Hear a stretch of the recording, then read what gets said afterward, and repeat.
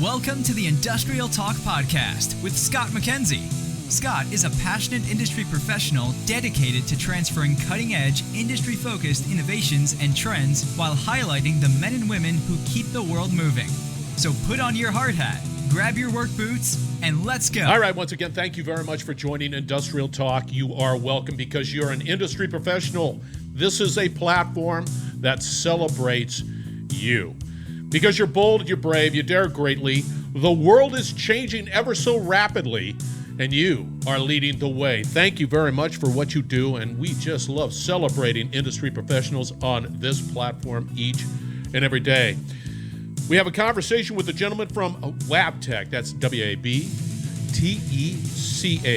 Mark Kraeling is the gentleman, and we are broadcasting from IoT Solutions World Congress, and you need to put that on your calendar for next year. 2024 is going to be bigger, better, stronger, faster.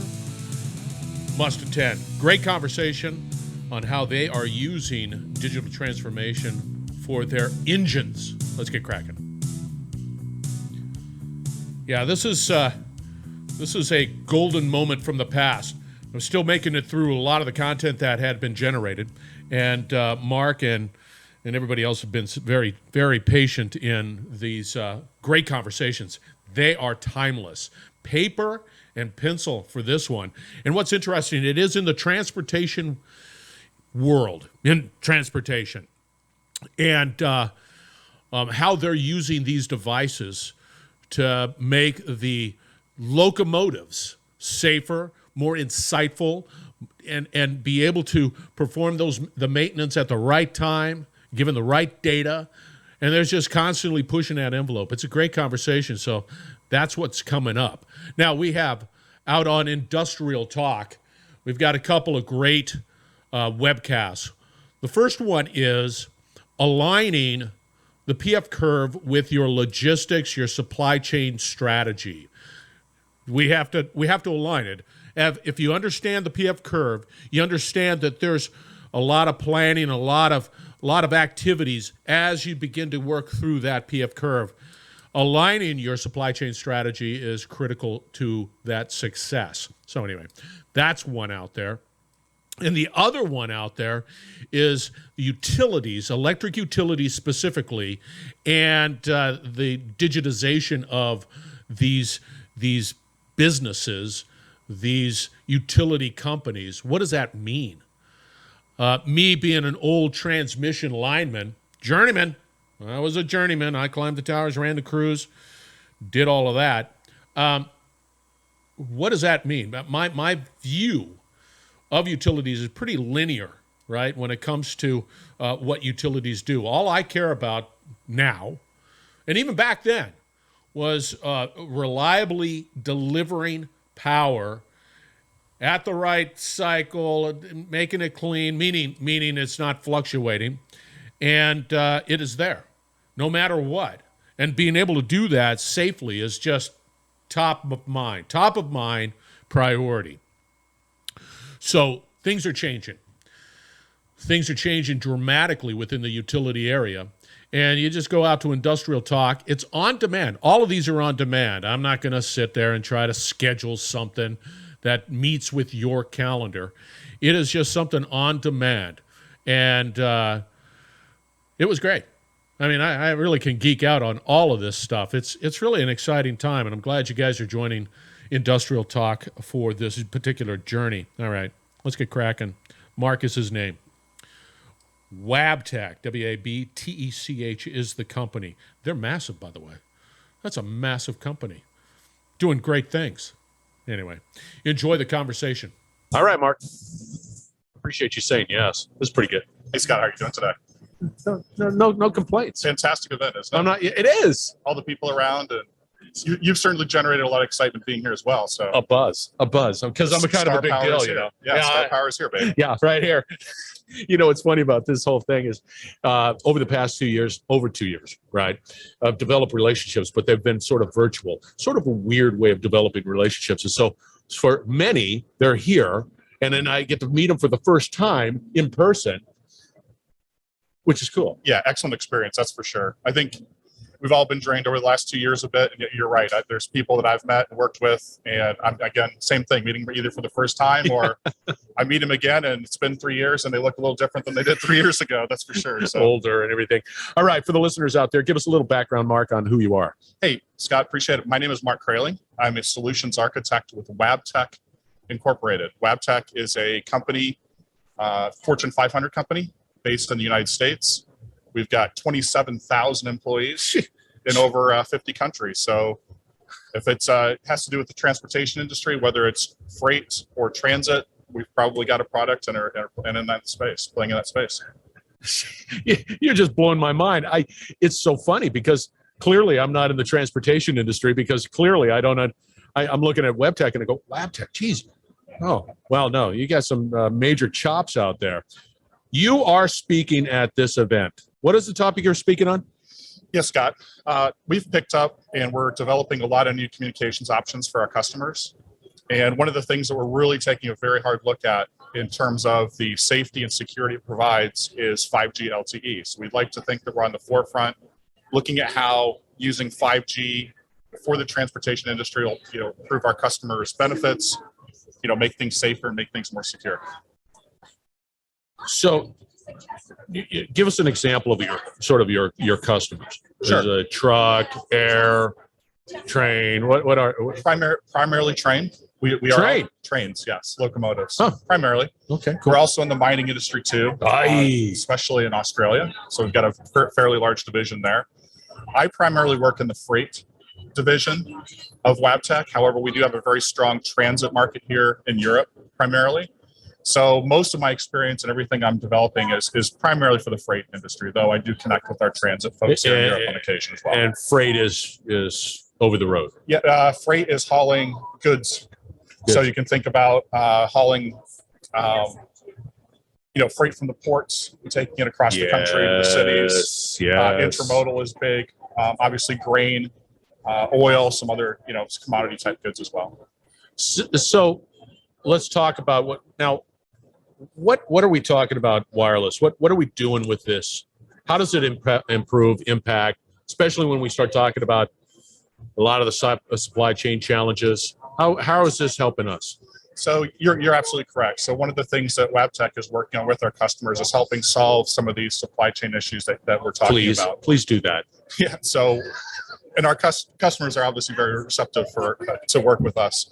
So think about things about the information, right? We've gone through an information age. We're now, as part of this conference, coming apart on the IoT, kind of the IoT revolution, right? So we're able to by the way, IoT is like a miscellaneous file, and it includes everything. Yeah. You ever notice that? It's not IoT anymore. It's everything. It does. Yeah. So on a couple of papers and presentations I've done, I've gone and recoined it called Internet of Trains. So that I can talk specifically about those types of sensors. There you go. But just think about all the things that can happen on a train.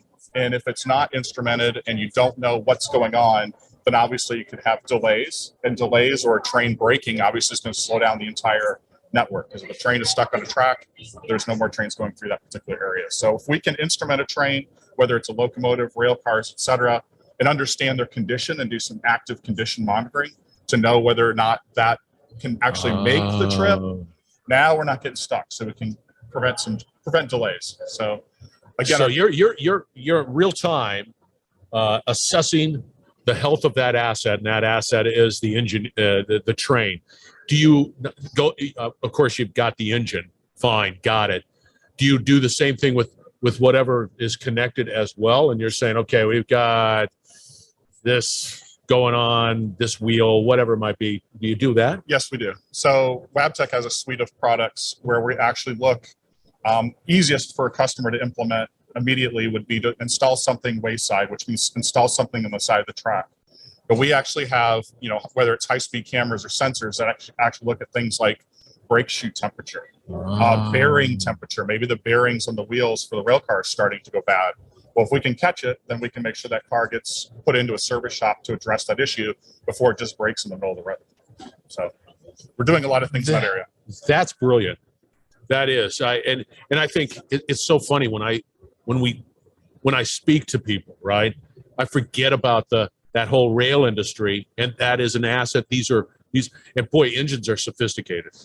Yes, They're serious stuff. Yeah, locomotive in the United States, usually 6 axles, usually weighs around 240 tons. 240. It generates 4,400 horsepower, and the easiest way to think of it is basically a power plant on wheels, because the traction motors are all electric, right? So we have a diesel engine that generates electricity, and then you can actually have it go to the wheels. And of course, Wabtec is also working on the next generation locomotive, which will be electric, right? Battery electric. So it's called FLX Drive, and we're working with customers in the United States to get that launched here soon. Soon. When you say soon, give us sort of set our expectations. Well, we did have a very successful trial in California where we evaluated performance, and we're looking at partnership with battery companies to kind of make sure that the batteries can last in that type of environment. We're going so far as looking at how various cooling options may work, because if you think about 4,400 horsepower, that if you needed all 4,400 horsepower, the batteries would last about 20 to 30 minutes. So obviously, using a locomotive not at 4,400 horsepower, but something less, maybe it's augmenting. Maybe you have a train that has 2 regular diesel locomotives, but then you have an electric that you can use at various times, whether it's maybe going through a very populated area. Maybe the diesels can power down and not use as much. You can use the battery locomotive to pull you through. But there's lots of stuff going on. Man. God, that's cool. Yeah. So let's talk again about this monitoring capability. Let's say you're monitoring an engine. An engine is communicating something that's a challenge. In that algorithm, in that ability to be able to analyze that data, are you applying any algorithm saying, okay, the failure rate is escalating, and therefore we need to pull this engine now, or run it off the side of the put it on a spur or whatever, get it over there so that we don't block up. Are you doing that? Yeah, we sure are. Excellent. You become one of our product managers probably and help us sell it, right? So I think you're right. I mean, especially with IoT, you talk about a lot of data coming in. The most important thing is not just having the data, but it's actually evaluating that data and learning from the data. So one of our products is able to collect information from the locomotive. And as you said, there is a ton of sensors and a ton of different things going on. And we have algorithms that run in the cloud that can take that locomotive's data and assess it. Now, the most important thing for us is to provide that information to our customers, because they're the ones making up the trains. So we actually give our customers a health score for the locomotive. So they may have 10 freight locomotives sitting in the yard, and we're gonna give them a number. Like that's a 99. That's a great locomotive. It doesn't have any problems. Whereas then we have some grading that may go down. We'll grade it green, yellow, and red. Red means it needs to go to the shop. There's a serious problem. There's something that needs to be addressed. Yellow is, but green means we've gone through it, we've assessed it, we think it can make the next successful trip. So what I do like about that, I like the fact that I'm able, as a business, to deploy my capital effectively. I'm not doing just I can, in essence, perform maintenance when the maintenance is needed, as opposed to just do the sort of preventative cycle maintenance where I might not need to replace that brake, but because it says it on a paper, I replace it, and it might have more life to it. So you're able, with that ability, to be able to determine, when and where and how and all that stuff for the maintenance, and deploy those dollars. Absolutely. Certainly would be something great to have for your car at home, right? Because there's usually just a list of everything you have to do at 18,000 miles or 30,000 miles. No, really you could be like me and you just sort of drive it, and then you just yeah, look at that, I'll change the oil. There you go. Check it out. Hey, it's got this light on. I don't know what that means, but I'll get it to reboot and I'll be fine. There you go. So where do you see it? You guys are definitely leading the way in this, because this is honestly the first conversation I've had about rail and managing those assets, and which is very cool. It makes sense. Are you having any, let's say, an education or pushback from many of these rail companies and saying, "Oh, come on now, that's not, this is new stuff. Do I really want it? Whatever." Yeah, the customers we work with are actually I would say, very advanced technically. A lot of them are working on, of course, some of their own projects, whether it be, drone and asset inspection and things. So they have very advanced IT departments. And the other thing you have to think about too is because we're dealing with freight and we're hauling around chemicals and other things, they have very strong departments in terms of security and really keeping track of that kind of thing. Not only physical security and such like the railroad police, but also for their IT, so that their data is not being exposed and their network is secure. So they spend a tremendous amount of money, and Wabtec is glad to partner with them to help them deliver that. That's a whole nother conversation. It's the cyber component to all of this, because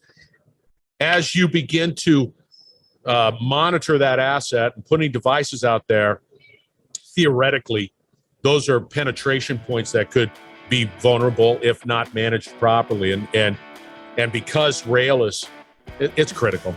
We'll go back to the Stone Age real fast without rail. So in like a week. I know I'm already complaining, and everybody's a supply chain expert too. So we're going to see it increasing more and more. You're seeing decent adoption from the people who are using it. So that's good. Because I know there are many other businesses or industries that are just a little, I don't know, do I need to go down this whole digital transformation journey? Right. But rail there's just too much at stake. Yeah, no, I agree. I think, Wabtec is well positioned to help our customers, whether it's the cybersecurity aspect. But ultimately, what we're trying to do is deliver products that offer safety, security, and help improve the efficiency of the railroad. So, and give me a better experience, so when I get my stuff shipped to me, it's faster and they know it is. Sounds good, Scott. Thank you. All right, how do people get a hold of you, Mark? Best way to reach out to me is probably through LinkedIn. Probably the best way if you want to decide to have a conversation. Also, you can contact, of course, anybody at Wabtec if you're interested in their products and services in your particular country. There it is, man. Last name spelling is Kraeling. First name Mark. LinkedIn, but fear not, we're going to have all his contact information out on Industrial Talk. Once again, we are out broadcasting live from IoT Solutions World Congress. Barcelona is the town. It is an excellent event. You get people like Mark who knows what they're doing and is really driving the future and helping solve problems. So we are going to wrap it up on the other side, so do not go away. We will be right back. You're listening to the Industrial Talk Podcast Network.